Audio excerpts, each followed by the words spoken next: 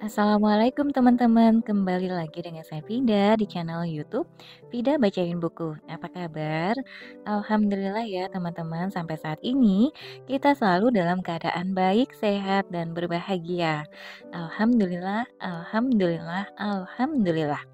Teman-teman, kali ini kita akan baca buku Outliers, Rahasia di Balik Sukses, Malcolm Gladwell, pengarang buku bestseller nomor 1, The Tipping Point and Blink, diterbitkan oleh Gramedia. Yang menarik dari buku ini adalah sukses ternyata bisa dipengaruhi oleh tanggal lahir. Biasanya kisah-kisah tentang orang-orang yang amat sangat sukses menonjolkan faktor kecerdasan dan ambisi.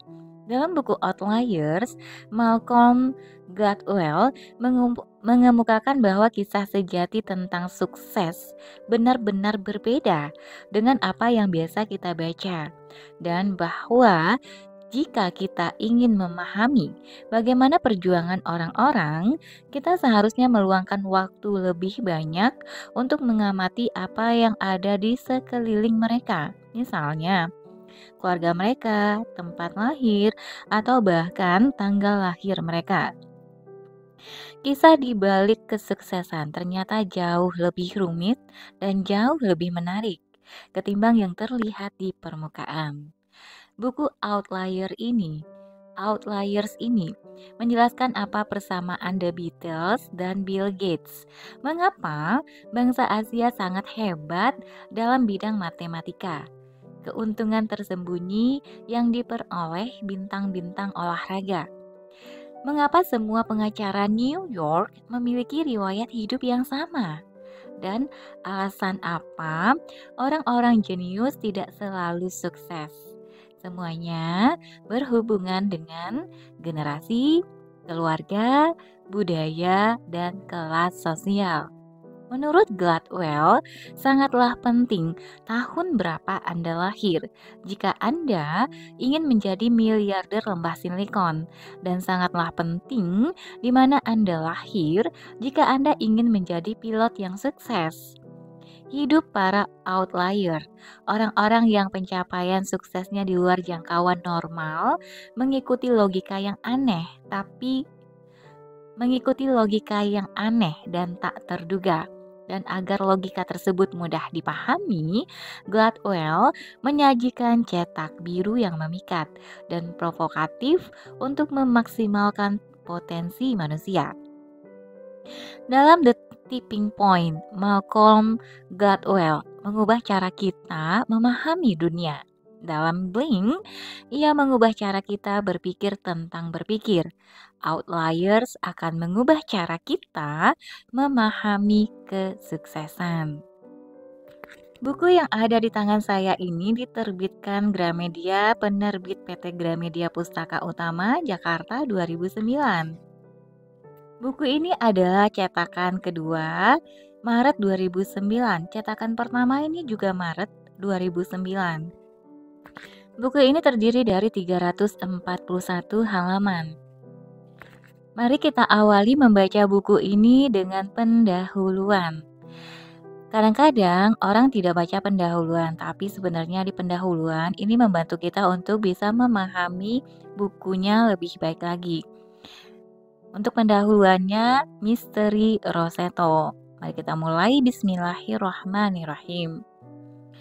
Orang-orang ini meninggal karena usianya yang sudah uzur. Itu saja. Outliers. 1. Sesuatu yang lokasinya jauh atau memiliki kelas yang berbeda dari bagian utama atau bagian lainnya. 2. Sebuah pengamatan statistik yang memiliki nilai berbeda dari contoh lainnya. 1. Roseto Val Portore terletak 100 mil sebelah tenggara Roma, di kaki pegunungan Apennine di Provinsi Foggia, Italia. Sebagaimana pedesaan dengan gaya abad pertengahan, kota ini memiliki sebuah alun-alun yang luas. Palazzo Marchesal, istana keluarga Sages, yang dahulu merupakan pemilik tanah yang kaya raya di kota ini, menghadap ke alun-alun ini. Sebuah jalan di sana, satu sisi alun-alun ini berujung di sebuah gereja, Madonna del Carmine, Our Lady of Mount Carmine. Jalan batu yang sempit menyusuri bukit. Diapit jajaran rumah batu bertingkat dua dengan atap genteng merah yang berimpitan. Selama berabad-abad lamanya, Paesani, penduduk Roseto bekerja. Paesani ini adalah penduduk ya. Paesani Roseto bekerja dalam tambang marmer di perbukitan yang mengelilingi kota tersebut atau bertani di lembah yang bertingkat-tingkat di bawahnya. Berjalan 4 sampai 5 mil, menuruni pegunungan di pagi hari, dan kembali menyusuri jalanan yang panjang itu saat mendaki di malam hari. Kehidupan di sana keras. Penduduk desa itu tidak banyak yang bisa membaca, menulis, dan sangat miskin. Tanpa banyak harapan untuk memperbaiki kondisi perekonomiannya, sampai sebuah berita tentang tanah harapan di seberang lautan mencapai Roseto pada akhir abad ke-19. Di bulan Januari tahun 1882, 11 orang penduduk Roseto, 10 orang pria, dan satu anak laki-laki berlayar menuju New York. Mereka menghabiskan malam pertama di Amerika dengan tidur di lantai bar setempat di Mulberry Street di wilayah Little Italy di Manhattan. Kemudian mereka meneruskan perjalanan menuju barat, akhirnya menemukan pekerjaan di sebuah tambang batu sekitar 90 mil sebelah barat kota itu di dekat kota Bangor, Pennsylvania. Tahun berikutnya, 15 orang penduduk Roseto meninggalkan Italia menuju Amerika, dan beberapa orang dari kelompok itu juga berakhir di Bangor, bergabung dengan rekan mereka untuk bekerja di tambang batu. Para imigran ini akhirnya mengirimkan berita kembali ke Roseto tentang janji dunia baru. Dan tak lama kemudian, banyak orang dari Roseto yang melakukan perjalanan menuju Pennsylvania. Sampai akhirnya, arus imigran semakin membesar. Di tahun 1894 saja, sekitar 1.200 penduduk Roseto membuat paspor untuk masuk ke Amerika meninggalkan desa mereka. Orang-orang Roseto ini mulai membeli tanah di sisi pegunungan batu yang bisa dicapai dari Bangor melalui jalanan kereta kuda yang curam dan sepi. Mereka membangun perumahan batu bertingkat dua yang saling berimpitan dengan atap batu sabak di jalanan yang sempit di sepanjang sisi bukit. Mereka membangun sebuah gereja dan menyebutnya Our Lady of Mount Carmel dan menamai jalanan utama tempat gereja itu berada sebagai Garibaldi Avenue untuk menghormati pahlawan besar yang menyatukan Italia. Pada awalnya, mereka menamai kota mereka sebagai New Italy, tetapi mereka kemudian mengubahnya menjadi Roseto, yang sepertinya pantas, mengingat kebanyakan dari mereka berasal dari desa yang sama di Italia. Pada tahun 1896, seorang pendeta muda yang berpikiran maju bernama Pastor Pasquale Denisco menjadi pimpinan di gereja Our Lady of Mount Carmel. Denisco mendirikan perkumpulan spiritual dan mengadakan berbagai festival. Dia mendorong orang-orang kota untuk menyisihkan sebagian tanahnya untuk menanam bawang, buncis, kentang, melon, dan pohon buah lainnya di halaman belakang rumahnya masing-masing. Dia membagikan benih dan ubi-ubian. Kota itu menjadi hidup. Penduduk Roseto mulai memelihara babi di halaman belakang dan pohon anggur sebagai bahan baku anggur buatan sendiri. Sekolah, sebuah taman, sebuah biara, dan sebuah pemakaman dibangun di kota itu. Sejumlah toko kecil, toko roti, restoran, dan bar dibuka di sepanjang Garibaldi Avenue. Lebih dari selusin pabrik pakaian didirikan untuk mendukung industri pakaian di kota itu. Kota tetangga mereka, Bangor, kebanyakan dihuni oleh orang berdarah Wales dan Inggris, dan kota berikutnya dihuni oleh orang berdarah Jerman, yang berarti mengingat hubungan bangsa Inggris, Jerman, dan Italia yang bermusuhan pada saat itu, warga Roseto tidak mau bercampur dengan orang dari kota lain.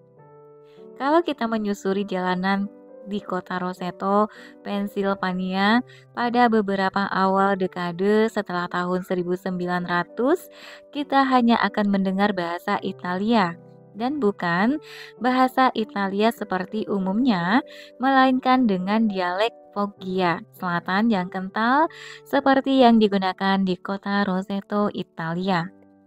Roseto, Pennsylvania, menjadi dunia kecil yang mandiri, tidak dikenal oleh lingkungan masyarakat di luar kota itu, dan mungkin akan tetap seperti itu bila bukan berkat seorang pria bernama Stewart Wolf.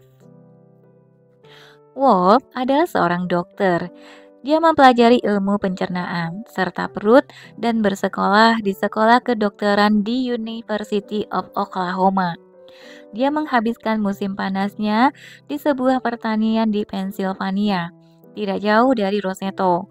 Walaupun tentu saja hal ini tidak berarti banyak karena Roseto merupakan dunia tersendiri, sehingga sungguh mungkin kita hidup di kota tetangganya dan tidak pernah mengetahui apapun tentang kota Roseto. Sekali lagi, sekali waktu kami pergi ke kota itu di musim panas. Saya diundang untuk memberikan ceramah di lingkungan kedokteran setempat.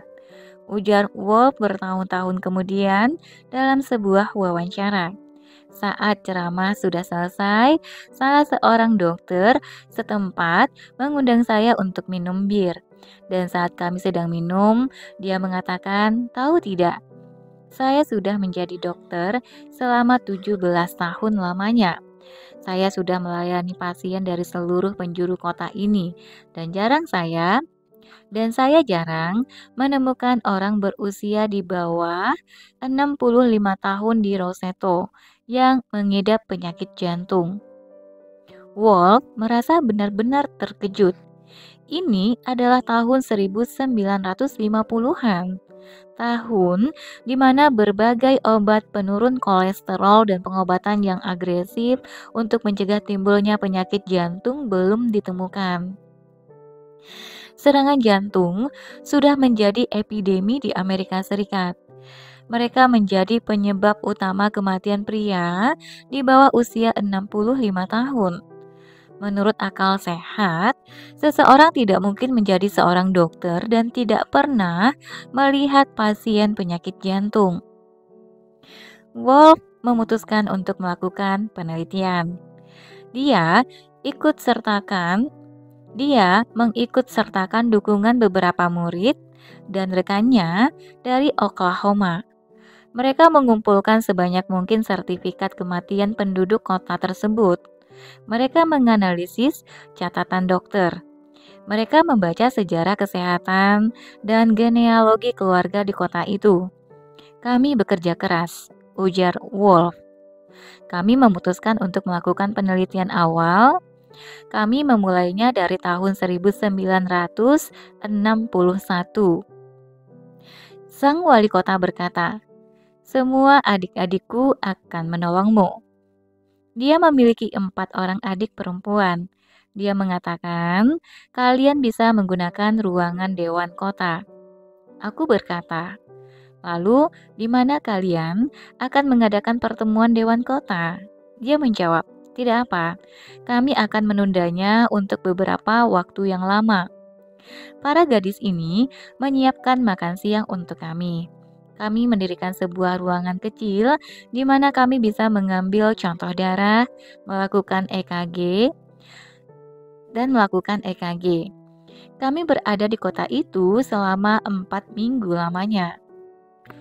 Kemudian aku berbicara dengan pihak yang berwenang.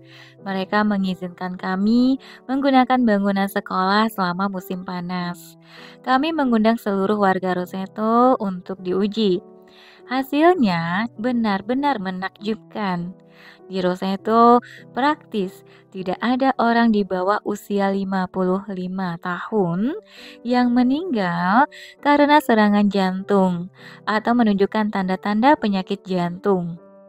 Untuk orang di atas 65 tahun, tingkat kematian karena penyakit jantung di Roseto sekitar setengah dari seluruh Amerika Serikat.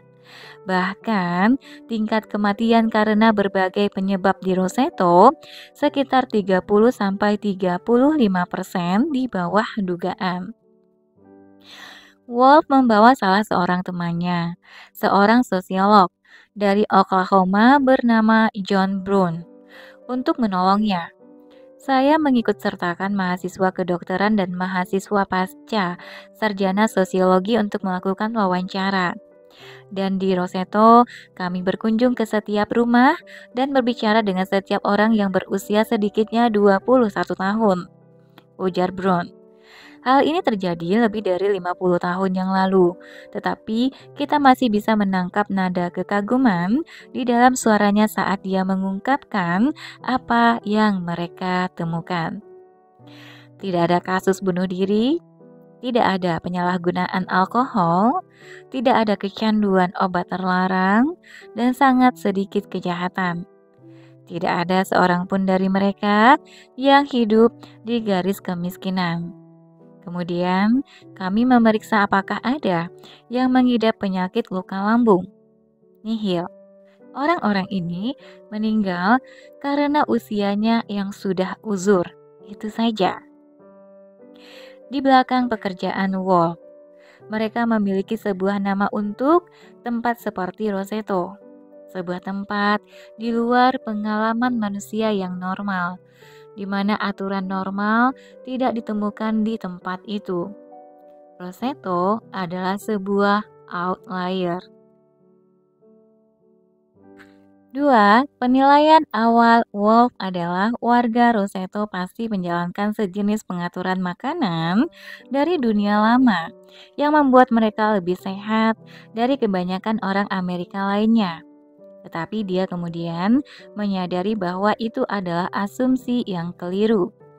Warga Roseto memasak makanannya dengan lemak babi dan bukan dengan minyak zaitun yang lebih sehat yang mereka gunakan sewaktu hidup di Italia. Pizza di Italia dibuat dalam bentuk lempengan roti tipis dengan garam, minyak, dan mungkin tomat, ikan herring kecil, atau bawang. Pizza di Pennsylvania dibuat dalam bentuk lempengan roti yang tebal, ditambah sosis, daging pepperoni, salami, ham, dan kadang-kadang telur. Kudapan manis-manis seperti biscotti dan tarali biasa disimpan untuk hari Natal dan Paskah. Di Roseto, manisan ini dimakan kapanpun juga. Saat Wolf mendatangkan ahli diet untuk menganalisis kebiasaan makanan warga Roseto, mereka menemukan bahwa 41% kalori yang mereka dapatkan berasal dari lemak. Warga di kota ini pun jarang melakukan yoga dan berlari pagi sejauh 6 mil di udara yang dingin secara konsisten. Warga Roseto di Pennsylvania adalah perokok berat, dan banyak di antaranya yang berkutat dengan permasalahan obesitas. Kalau pola makan dan olahraga tidak menjelaskan temuan mereka, maka bagaimana dengan genetika? Warga Roseto adalah sekelompok orang yang sangat dekat dari daerah yang sama. Di Italia, dan dugaan Wolf berikutnya adalah apakah fakta mereka berasal dari garis keturunan sama yang menyebabkan mereka dilindungi dari penyakit tertentu. Jadi, dia menyelidiki anggota keluarga warga Roseto yang tinggal di bagian lain Amerika Serikat untuk melihat apakah mereka memiliki tingkat kesehatan yang sama seperti saudara-saudaranya di Pennsylvania. Ternyata tidak. Dia kemudian menyelidiki ke daerah tempat warga Roseto tinggal. Apakah mungkin ada sesuatu di lingkungan perbukitan yang mereka diami di Pennsylvania Timur yang bagus untuk kesehatan mereka? Dua kota yang paling dekat dengan Roseto adalah Bangor yang tidak jauh di bawah bukit dan Nazaret beberapa mil jauhnya. Kedua kota ini memiliki ukuran yang kurang lebih sama dengan Roseto, dan keduanya didiami oleh warga imigran Eropa yang sama pekerja kerasnya. Wolf meneliti catatan kesehatan kedua kota ini. Untuk pria di atas 65 tahun, tingkat kematian akibat serangan jantung di Nazaret dan Bangor ternyata 3 kali lipat dibandingkan dengan Roseto. Buntu lagi. Hal yang mulai disadari Wolf adalah rahasia di Roseto bukanlah pola makan atau olahraga atau gen atau lokasi. Rahasianya pasti di Roseto sendiri. Saat Brown dan Wolf berjalan-jalan di kota tersebut, mereka menemukan jawabannya. Mereka melihat bagaimana warga Roseto saling berkunjung antara satu dengan lain, berhenti untuk mengobrol dalam bahasa Italia di jalanan, atau memasak untuk tetangganya di halaman belakang rumahnya. Mereka mempelajari tentang berbagai klan keluarga besar yang menjadi penopang struktur sosial kota tersebut. Mereka melihat berapa banyak rumah yang ditinggali di 3 generasi keluarga dan seberapa besar rasa hormat yang didapat oleh para kakek nenek. Mereka pergi menghadiri misa di Our Lady of Mount Carmel dan melihat efek pemersatu dan penenang dari gereja tersebut. Mereka menghitung ada 22 organisasi kemasyarakatan yang berbeda-beda di dalam kota yang memiliki warga hampir 2.000 orang banyaknya. Mereka memiliki etos egaliter di dalam hidup bermasyarakat yang mendorong orang-orang kaya untuk tidak memamerkan kekayaannya dan menolong orang-orang yang kurang sukses menguburkan kegagalannya. Dalam penerapan kebudayaan Paesani dari Italia Selatan ke perbukitan di Pennsylvania Timur, penduduk Roseto telah menciptakan sebuah struktur sosial yang hebat dan protektif yang mampu melindungi mereka dari tekanan dunia modern. Warga Roseto hidup sehat karena tempat asal mereka, karena dunia yang telah diciptakan untuk mereka sendiri di kota kecil mungil di perbukitan. Aku masih ingat pergi ke Roseto untuk pertama kalinya, dan kami melihat makanan untuk dimakan orang-orang sebanyak 3 generasi di sebuah rumah. Berbagai toko kue dan roti. Orang berjalan-jalan, duduk di beranda, dan bercakap-cakap antara satu dengan lainnya. Pabrik pakaian tempat para wanita bekerja sementara para lelaki bekerja di pabrik batu sambak. Ujar Brown, benar-benar ajaib. Saat Brown dan Wolf untuk pertama kalinya mempresentasikan temuan mereka kepada komunitas kedokteran. Anda bisa membayangkan pemikiran skeptis yang mereka hadapi. Mereka menghadiri berbagai konferensi di mana rekan-rekannya menyajikan sejumlah data yang sedemikian banyaknya dalam berbagai tabel yang rumit dan merujuk kepada gen atau proses fisiologi tertentu, sementara hanya mereka yang mendiskusikan tentang manfaat yang ajaib dan misterius dari orang-orang yang saling berbincang-bincang di jalanan serta keluarga 3 generasi tinggal di bawah satu atap. Menurut pemandangan konvensional saat itu, menjalani kehidupan yang panjang sangat tergantung kepada siapa diri kita. Maksudnya adalah gen yang kita miliki. Kehidupan bergantung pada berbagai keputusan yang kita buat. Makanan apa yang kita makan, seberapa banyak waktu yang dihabiskan untuk berolahraga, dan seberapa efektif sistem medis merawat kita. Tidak ada yang pernah memikirkan kesehatan yang melibatkan komunitas. Wolf dan Brown harus meyakinkan institusi kedokteran untuk melihat kesehatan dan serangan jantung dalam cara yang sangat baru. Mereka harus menyadarkan orang-orang ini untuk menyadari bahwa mereka tidak akan mampu memahami mengapa seseorang dalam kondisi sehat jika yang mereka pikirkan hanyalah tentang berbagai pilihan dan tindakan pribadi seseorang yang tidak dihubungkan dengan masyarakat sekitarnya. Mereka harus melihat keluar individu itu. Mereka harus memahami budaya yang menjadi bagian dirinya dan siapa teman serta keluarganya dan asal kota keluarganya. Mereka harus menghargai pemikiran bahwa nilai dari dunia yang kita diami dan orang-orang di sekeliling kita memiliki efek yang sangat besar atas siapa diri kita. Di dalam buku Outliers ini, saya ingin memberi masukan agar kita bisa lebih memahami kesuksesan sebagaimana apa yang dilakukan si Ward Wolf agar kita bisa lebih memahami tentang kesehatan. Oke teman-teman, sampai di sini dulu untuk bagian pendahuluannya.